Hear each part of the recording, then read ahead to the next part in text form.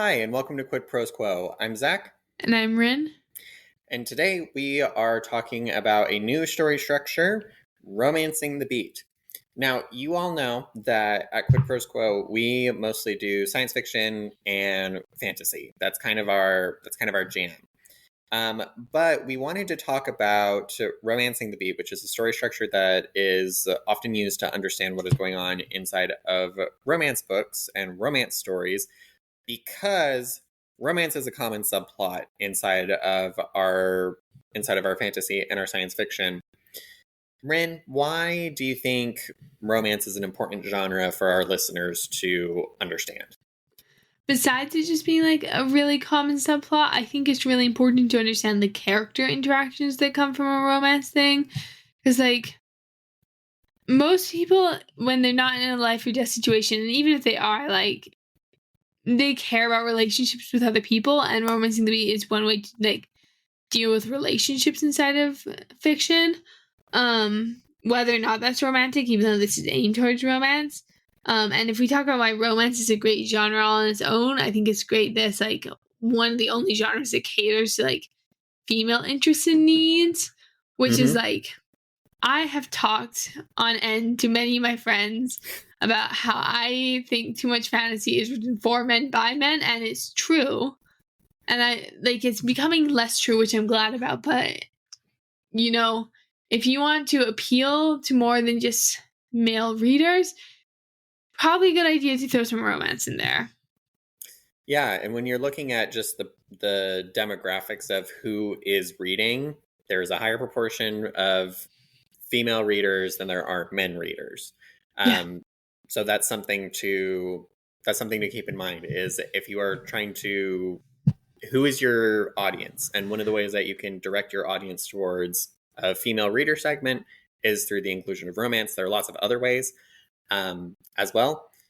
But we're here to talk to you today about how structuring a romance works. So, Rin, there are 4 stages to this plot structure. Can you walk us through it? Yeah, so in many ways, romancing the beat is the 4-act structure, but specifically for romance, where your 4 phases are the setup, number 1, number 2, falling in love, number 3, retreating from love, and number 4, fighting for love. In the first phase, you introduce the love interest and the setting as a stage for the romance. In phase 2, falling in love, the love interests get to know each other better, but not like quite in a relationship yet. Like it's still kind of wishy-washy. Phase 3, one or both characters begin to doubt the relationship entirely, which leads to a breakup. And this is your 3rd act breakup that you hear in context with a lot of romances. And a lot of people think it's like, oh, it's a breakup that happens in the 3rd act, and that's also the last act. But then you have to remember the 4th act, which is fighting for love, where they face the love interest, face their darkest moment, realize they can't live without each other, and go on to live happily ever after. I realized we didn't say at the start of the episode where this romancing the beat comes from. It comes from Gwen Hayes, who is a romance author who wrote the book Romancing the Beat, and this is where we're pulling all this from. There are lots of good free resources available on her website if you want to follow along and delve into some of the specific things that are going on inside of Romancing the Beat. One of the things that I thought was kind of cool about the resources that Rin showed me is that you can kind of go through each of your acts, and you have these, Hayes has put together these beats, or these sort of fill in the blanks, where you can go through and sort of put together the skeleton of your story to show how those interpersonal relationships are going to develop over time. And they're labeled in such a way that you can mix and match how you're going to be doing this. If you're going to be doing a heterosexual romance, a homosexual romance, or something else. Yeah, absolutely. So just like we did for Save the Cat, because we went through like all those like beats, we're going to go through all the beats in here, and we're going to divide them into their phases. So phase 1, the setup. And per important notation note, H1 denotes a gender-neutral protagonist, whether that's male, female, or non-binary. Just like sprinkle in the gender as needed. That's how I live my life. It works great. So the first beat is introduce H1, which you introduce your first protagonist and you show your character's slice of life without hitching it, introducing some goals and like hinting on what they need in their life. In a typical romance novel, this is generally going to be in a typical like male-female romance. You will generally introduce a female first, and it will be like she's like super self-assured, but she's lonely, or she's not lonely, but she needs this business deal to work out. And oh no, the business deal person is hot. Then in the second chapter, because often this is built for a dual POV type scenario, you introduce H2 and you do the same thing for them. Huh? We love our dual POVs. They're so fun. We do. They're so fun, especially for romances. It's so good to get inside the head of each of them and like know what they're thinking about each other. It's a good time. You did it in the Black Crescent, which like another plug for that because it's now been out for about 2 months at this point, which is so exciting. Yeah. And then you have your meet cute beat, and this could happen in the same chapter as 1 and 2. And like you can show the meet cute from both perspectives, or it can be its own chapter in chapter 3. And then you get this no way beat, and it's the no way 1 beat because there's another one later, where your character voices an argument against falling in love, and it's like they either say out loud or internal dialogue the reason that he or she will not fall in love, not now, not ever, but especially not with the character from the meet cute. Finally, in phase 1, you have adhesion, which is the equivalent of break into 2 from Save the Cat, where it's a plot thrust that you cannot walk away from each other now. So this is like where a lot of forced proximity comes in. If you're thinking like romance tropes, like they can't get away from each other. In the novel We Are Okay by Nina LaCour, this is the snowstorm that like snows the 2 girls into the college dorm. I don't know if you've read that, but it just came to mind because it was a perfect like forced proximity moment. And it has a really good quote about peeling oranges that I love it. Like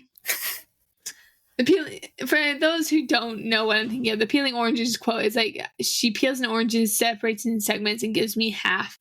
And I wish I could keep it and like wear like a friendship bracelet, but I eat it and tell myself it means more this way. And you're telling me that's not the most romantic thing you've ever heard? You're joking.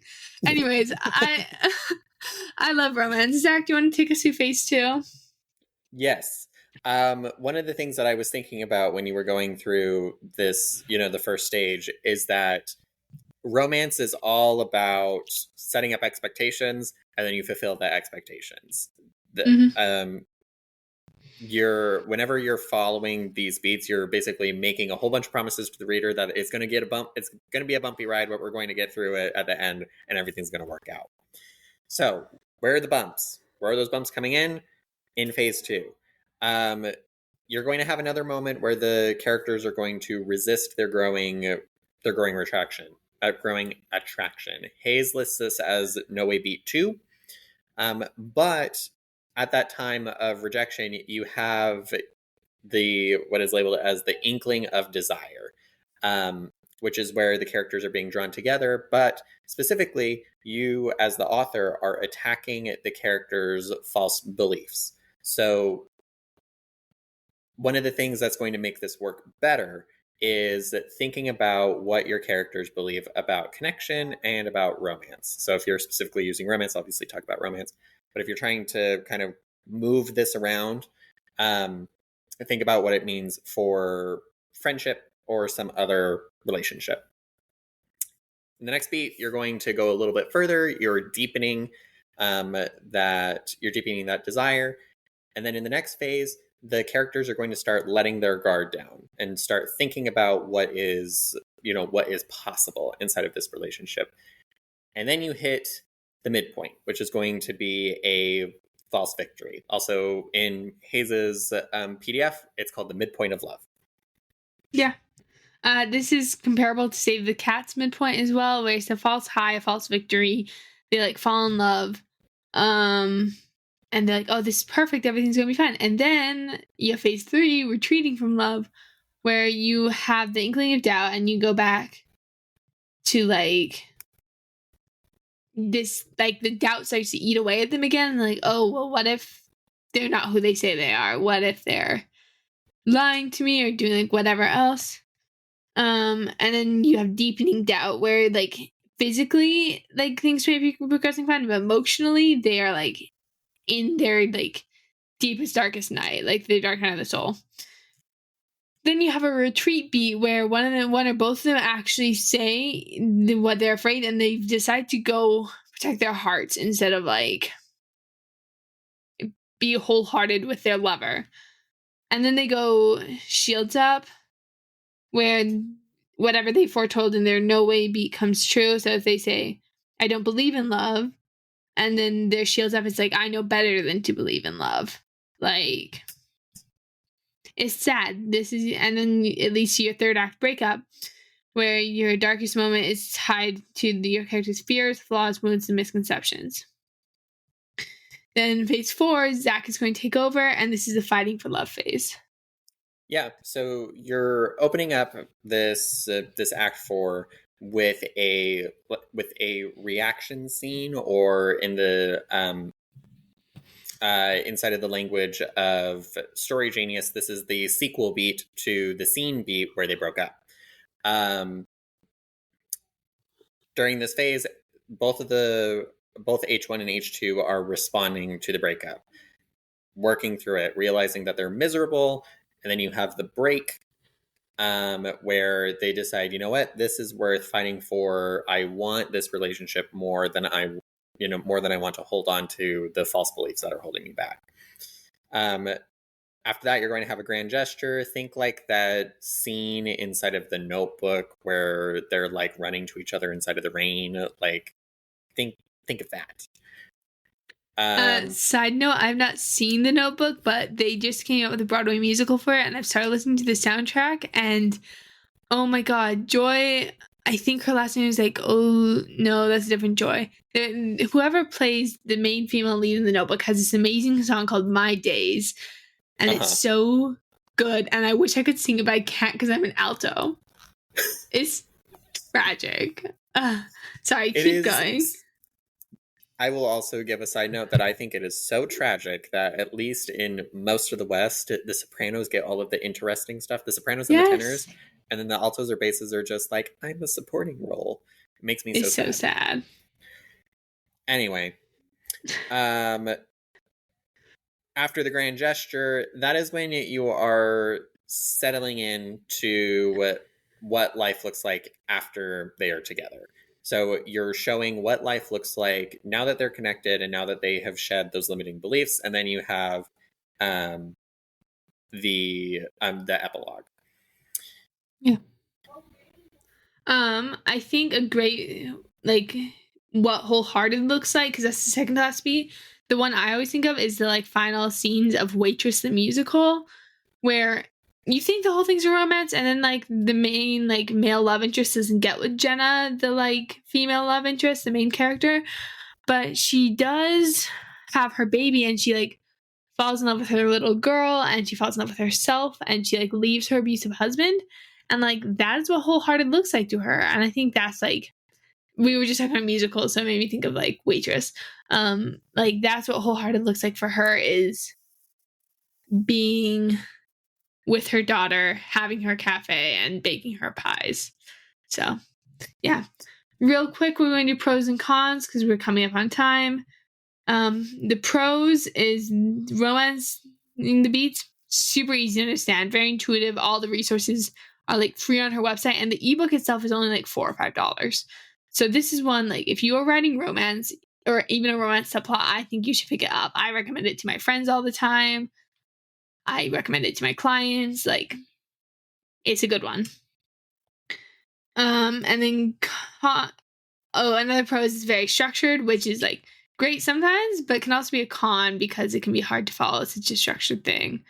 Mm-hmm. And it's hard to do very structured subplots sometimes, so it's maybe not the best for subplots, but understanding the beats well enough to like understand how a romance develops in fiction is going to be super like life-changing for writing like fantasy romance or whatever. And additionally, so Rin, the beat. Go ahead. Let me ask you a question. How do you think this sort of structure would work with other sorts of interpersonal relationships where you have like a mentor-mentee relationship or maybe a two friends relationship? Do you think that you Yeah. could, blend this up, switch it Finagle it. around? Yeah. Yeah, absolutely. So I just mentioned like Waitress. If you don't know the plot of Waitress, there is like a romance going on. It is an affair, which is like complicated, but like I think the real romance of Waitress is Jenna falling in love with herself again and like learning to take care of herself. So like there's like a intrapersonal relationship. Other interpersonal relationships, not intra, because I realize it's kind of hard to differentiate if you're just listening and not reading everything down. If you were doing a mentor-mentee relationship, you introduce, like, this is Kung Fu Panda, right? Like, where you have Po the panda and Shifu and or Oogway the turtle, and I don't know what Shifu is. Is he a red panda? I actually don't know what he is either. Okay, so you have Shifu, the possible marsupial, possible map. Don't know. But like, you introduce Po, you introduce the Furious Five and their masters, and they like meet, and it's not really meet cute. It's kind of a meet ugly. Yeah. Because they do not get along. But like they're forced together because like Uguay's like, that's the dragon warrior, and he's like moving his finger, like, and Shifu's like, I don't want to do this. You're not worth it. You're not worth the time or energy. You have not put as much training as like Tigress, who's like so cool. And then like, yeah. Anyways, I would argue Kung Fu Panda follows Romancing the Beat in terms of interpersonal relationships. For just friends, this is like a will they, won't they friendship. I know I mentioned We Are Okay by Nina LaCour earlier, and they're like kind of friends to lovers. And I think you could just easily write the friends and they just like continue being friends.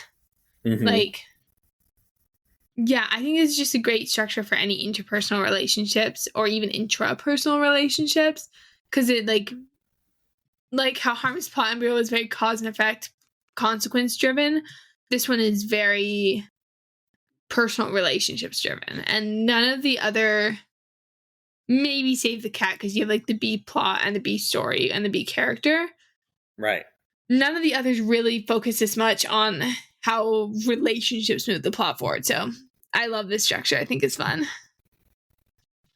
And then con, we were just talking about this, but the beats don't always line up with every other structure. Like I have outlines where I'm like, oh, I'm plotting like this fantasy, like science fantasy adventure novel, but there is a romance, and I don't know exactly how to put like all, like, how many beats are there? There's all 20 like beats. 20?